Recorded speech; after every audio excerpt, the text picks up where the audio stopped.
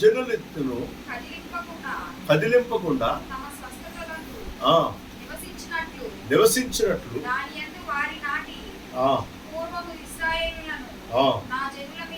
ఆ జనుల మీద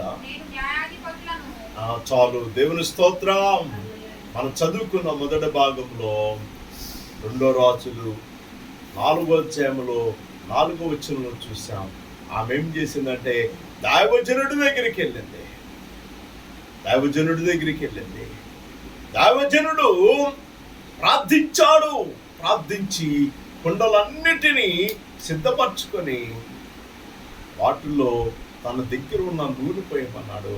సమూయేలు గ్రంథము 2 సమూయేలు 7వ అధ్యాయము 10వ వచనం దగ్గర నుండి చూస్తే ఇశ్రాయేలు పక్షముగా దావీదు పక్షంగా దేవుడే వారికి సహాయకుడిగా ఉన్నాడు. దేవుని స్తోత్రం. దావీదు ఏం చేశాడు తెలుసా? దేవుని మీద ఆధారపడ్డాడు.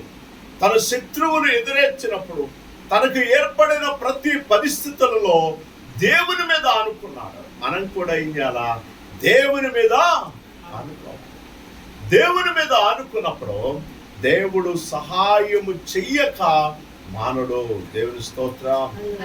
మనం చదువుకున్న భాగంలో రాజుల గ్రంథం 2వ రాజుల గ్రంథం 4వ అధ్యాయంలో 7వ వచనాన్ని చూద్దాం. ఆమె వచ్చి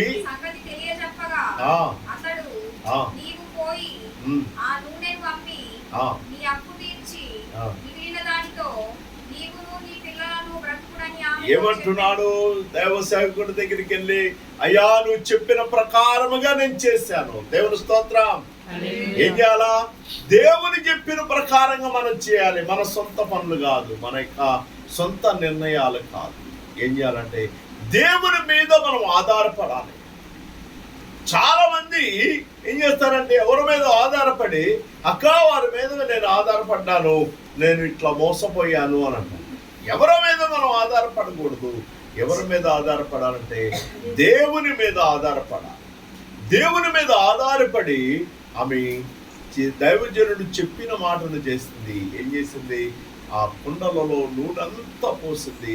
అయ్యా దైవజనుడా, నువ్వు చెప్పిన ప్రకారముగా నేను చేశాను. దేవుని స్తోత్రం. ఎవరి ప్రకారంగా చేసింది? దేవుని సేవకులు చెప్పిన ప్రకారంగా చేసింది. అయితే వాటిని తీసుకెళ్ళి అమ్మి అప్పుల వారికి కట్టి మిగిలిన వాటితో మీరు భుజించండి, మీరు కుటుంబాన్ని నడుపుకోండి. దేవుని స్తోత్రం. దేవుని యొక్క ఆశీర్వాదము, దేవుని యొక్క కృప, దేవుని యొక్క సహాయము అది నిరంతరము తోడుగా ఉంటుంది. దేవుని స్తోత్రం. నేను చెప్తా ఉన్నానా? ఏది ఎవరైనా పెడితే కొద్దిగా పెడతారు, దేవుడు ఏం చేస్తాడు? సమృద్ధిగా ఇస్తాడు.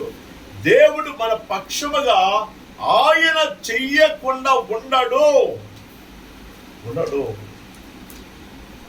దావీదుకి ఒక్కడికైనా చేసేది కాదు. మనం నమ్మిన ప్రతి కుటుంబాన్ని, ప్రతి బిడ్డలకు ఆయన తన కృప అనుగ్రహించును. దేవుని స్తోత్రం.